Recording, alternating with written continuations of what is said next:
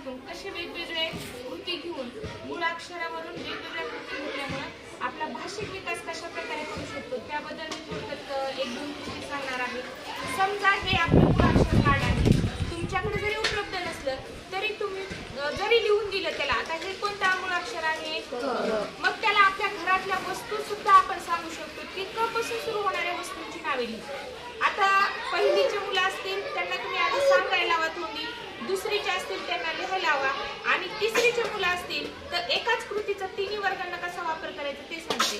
क पासून सुरू होणारे शब्द घ्यायचे आणि सुरू होणारे शब्द घेऊन त्याच्यातून अर्थपूर्ण वाक्य तयार करायचं. म्हणजे बघा आपण एका कृतीतून अनेक कृती घेऊ शकतो.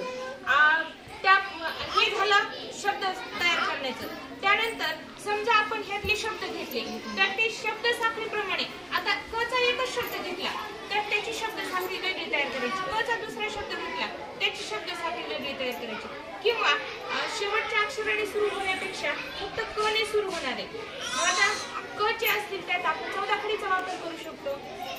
क चा पहिला शब्द घेतला तो साधा असेल तो पहिल्यांदा घ्यायचा, क चा दुसरा शब्द घेतला त्यात काना असेल तर तो 2 नंबरला ठेवायचा. असं आपली चौदाखडी पण आपण पूर्ण करू शकतो. तसंच आपलं इंग्लिशच्या पण कार्डचं आहे किंवा मूळाक्षराचं आहे. आपण इंग्लिशचं समजा आपल्याला बी किंवा सी किंवा डी कोणतं पण लेटर दिलं त्या लेटर पासून सुरू होणारे अगोदर तुम्ही साधे 2 लेटर 3 लेटर म्हणजे 2 अक्षरी 3 अक्षरी असे शब्द घ्यायचे.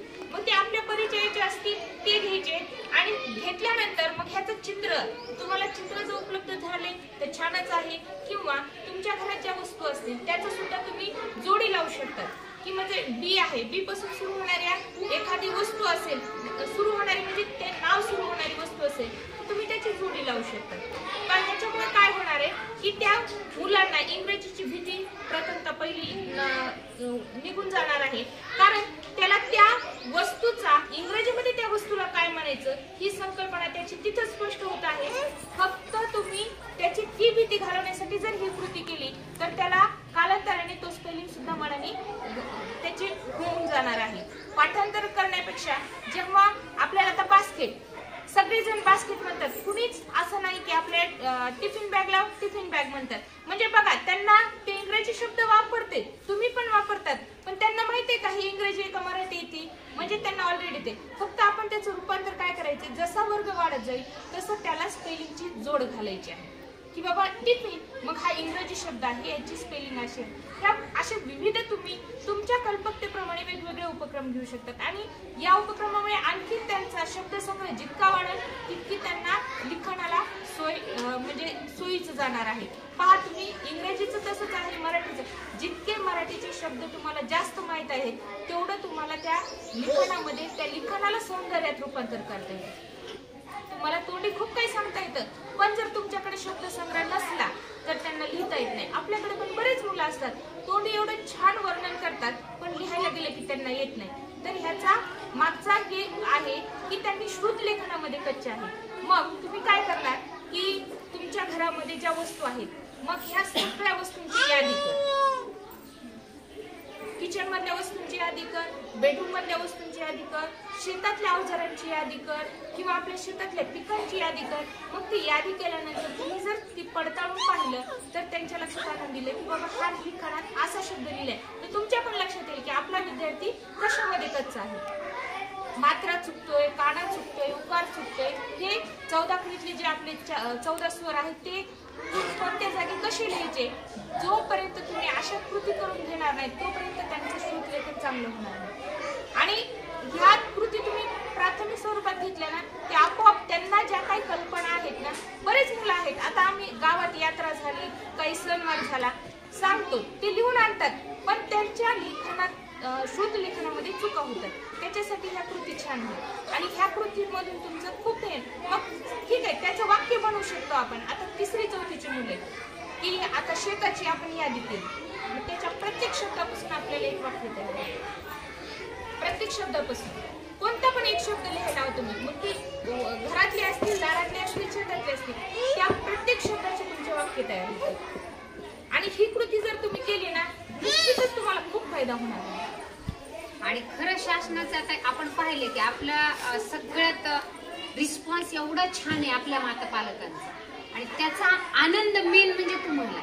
आम्ही रोज इथेच तुम्हाला म्हणतो. आता पहा, तुम्ही नेहमी येता म्हणजे तुमच्या चेहऱ्यावर एक वेगळा आनंद असतो. माझ्या मुलाला काय येते हे तुम्हाला माहिती आहे.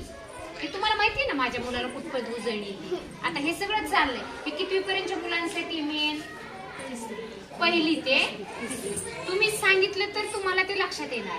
पहिली ते तिसरी. आता सगळ्यात सोपं मॅडमनी इतकं सुंदर वर्णन केलं.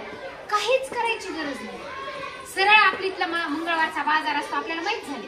बऱ्याच जणी भाज्या आणतात. यांनी पण इतका सुंदर व्हिडिओ केला.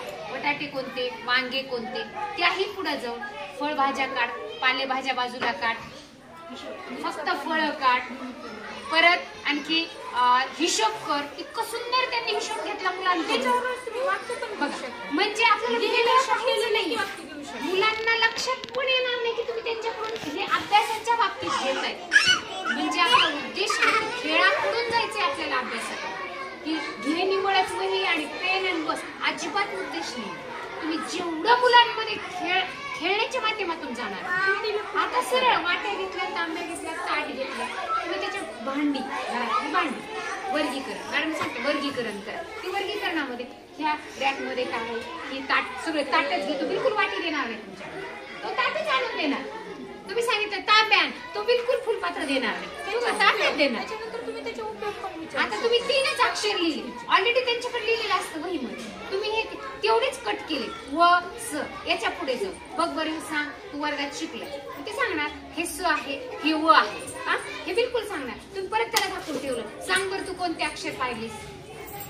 तुम्ही उदाहरण दिलं 2च लेटरचं. तुम्ही 3 घ्या, 4 घ्या, त्याला जसं जसं येईल तसं तसं पुढे जाऊ. जसं मराठीचं आहे, इंग्रजीचं आहे, त्याच्याही पुढे जाऊ. मग हे बरोबर आहे का सांग बरं. हे वय, मग वचा शब्द सांग बरं. आठवणीत त्याला जेवढं तुम्ही आठवण त्याच्यामध्ये मेमरी पण बरोबर सांगतात. ते उलट त्यांना कोणती पण गोष्ट तुम्ही कृतीतून जेवढी घालणार कृती फार महत्त्वाची. असं काहीच नाही. याच्यापेक्षा कृतीकडून तुम्ही म्हणजे जास्त लक्षात. आता मी तुम्ही इतके व्हिडिओ बघतात की तुम्ही पहिली, दुसरी, तिसरी हा मेन पाय आहे बघा, मेन. आता तुम्हाला माहितीये पहिलीला आपल्याला मुलांना कितीपर्यंत अंक आले पाहिजे. परत परत मी वारंवार चर्चा करते. त्याचं कारणच ते की तुम्ही जेव्हा घरी अभ्यास घेता उगीच विनाकारण बऱ्याच जणांना पालकांना कसं असताना काही गोष्टी त्या कितीपर्यंत घ्यायला पाहिजे आपल्या मुलांना संख्या घ्या. आपण शाळेत किती लवकर पाहिजे दिलं होतं बघा पहिलीच्या 2 अंकी संख्या शेवटपर्यंत, वर्षाच्या शेवटपर्यंत तुम्ही तो पहिली द्यायच्या आधी पूर्ण यायला पाहिजे. दुसरीला 3 अंकी संख्या ज्यांनी तो केलेला आहे त्यांची मुलं निश्चितच आज पुढे आहेत. संख्या वाचनाला शाळेत काही फक्त अक्षर चालू अजून स्वरचिन्ह लांबची गोष्ट आणि तुम्हाला माहिती की तुमचे मुलं कुठे आहेत. खूप सुंदर अशा तुम्ही करतात. सरळ सरळ असं म्हणूच नका. आता तुम्ही शेतात गेला, सुट्टीच्या दिवशी तुमच्या सोबत शेतात येतातच ना मुलं. तुम्ही सरळ सांगा. ह्याच्यामध्ये आता वेगवेगळे दगड सापडतात बघा शेतात. पण काही काही मुलांना फार छंद असतो. वेगवेगळे गारगोट दिसले, हे मऊ मऊ असा दगड दिसला, असं काही नाहीये. पुढे गेले सॅम्पल तुम्ही जमा करून घेऊ शकता. त्याचा उपयोग कशासाठी होतो, कोणत्या मातीत काय पिकतं हे आमच्यापेक्षा तुम्ही जास्त सांगू शकतात कारण तुम्हाला माहित असतं. रांगोळीचा दगड आणला म्हणली मॅडम. नाही रांगोळीच होती. गारगुटी म्हणलं घास बरं खाली, कारण गारगुटी उघडत नाही त्याला बारीक केली रांगोळीचा दगड. काय रांगोळीच म्हणतात, शिरगुळा म्हणतात त्याला. आणि रांगोळीच्या दगडाला शिरगुळा. आणि ते आणलं होता तिला. ती म्हणली मॅडम याची ठिणगी पडती ना, तर म्हणलं नाहीये ते ठिणगी पडती तर गारगुटी. पण जेव्हा तू घास म्हणलं खाली ती पूर्ण रांगोळी खाली आली. मग ते शिरगुळ्याचा दगड होता. म्हणजे पहा तिला इतकं आनंद झाला, ही मॅडम रांगोळी. म्हणजे अगं आमच्या लहानपणी आम्ही पाहायचो असे काय आता पॉकेट येतात रेडीमेड. तर मुलांना त्याचा आनंद खूप आहे आपल्यापेक्षा. कधीच विसरणार नाही रांगोळी कशापासून तयार होती, दगडाच्याच प्रकारे. म्हणजे याला आनंद मिळतो. हे चला आपल्याला एक माहिती झालं का रे हेच बारीक केलं जातं मशीनने आणि तीच आपल्याला जे त्यांना तुम्ही नॉलेज देणार आहेत ना हे त्यांचं कायम टिकणार. भोकमपट्टीपेक्षा हे जे आहे कृतीतून द्या, कृतीतून केलेलं काहीही द्या, ते त्यांना तुम्ही कधी पण विचारा, ते बरोबर आठवतं कधी काय केलं हे. आणि जे आपण BTS ला वगैरे बसवतो त्या अशाच प्रकारचे प्रश्न असतात त्याच्यात आणखी फायदा होतो. मराठीचा स्वयंपाक करताना सुद्धा तुम्ही जे बऱ्याच गोष्टी करा वेगळं काहीच करू नका. आणि त्याचा अवजड म्हणजे बोजा तुम्ही जर घेतला ना तर मुलांना नाही वाटत. करतायत ते सगळं ऑलरेडी, त्याच्यापेक्षा पुढे जाऊन करतायत. कधी कधी अवघड वाटतात. आता पहा तुम्ही माझ्या पालक ग्रुपवरती आपल्या साहेबांनी पण खूप छान कौतुक केलं त्यांचं. आणि हे पहा त्यांनी त्याची कृतीचा इतका सुंदर व्हिडिओ, फक्त शनिवारच्या गोष्टीमध्ये काय विचारला होता प्रश्न एकच होता, काय की बिर्याणी बनवताना कोणकोणतं साहित्य वापरतात ते फक्त विचारा. आणि तर त्याच्या पुढे जाऊन कृती बानुभावीने केलेली आहे की बिर्याणी कशी तयार करायची याचा पूर्ण व्हिडिओ त्यांनी 7 मिनिटाचा अगदी सुंदर सविस्तर व्हिडिओ त्यांनी टाकला आहे. आणि त्यांनी काय केलेली आहे, या बिर्याणीची रेसिपी केली आहे आणि ती टाकली. म्हणजे मुलं विसरतील का? नाही विसरणार. ठीक आहे, त्यांना सगळं जरी नाही सांगता तर नंतर देखील म्हणजे घटक सांगतील ते निश्चित.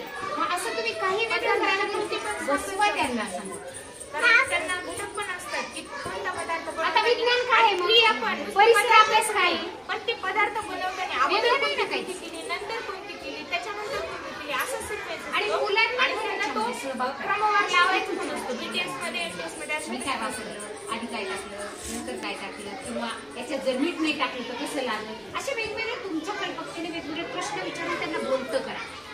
कारण आपल्याला दोन्हीकडून घ्यायचं. काही करा, भाजी करायला बसलं एक वेगळं तुम्हाला वाटलं, जुने आपण करतो की नाही, आपले जुने आजी आजोबा गाडी घेत करायची बघा, आपण यात आवड म्हणून करतो, ते पण नवीन काही दाखवा तरी.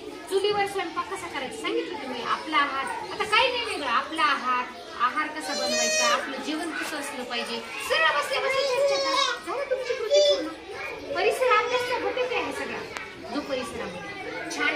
आजच्या तुम्ही या कार्यशाळेला उपस्थित राहिला, छान तुमच्या कृती तुम्ही सादर केल्यात. यामध्ये नवीन भर पडली. प्रत्येकाच्या कृतीची एक वेगळी भर असते, प्रत्येकाकडे वेगळं काहीतरी असतं, ते तुम्ही सादर केलं. तर याच्यानंतर आपण एक छान छोट्या छोट्या 2-3 कृती आपण माता पालकांकडूनच पाहणार आहोत. त्या प्रत्यक्ष कृती आपण आता करणार आहोत. करायच्या सगळ्यांना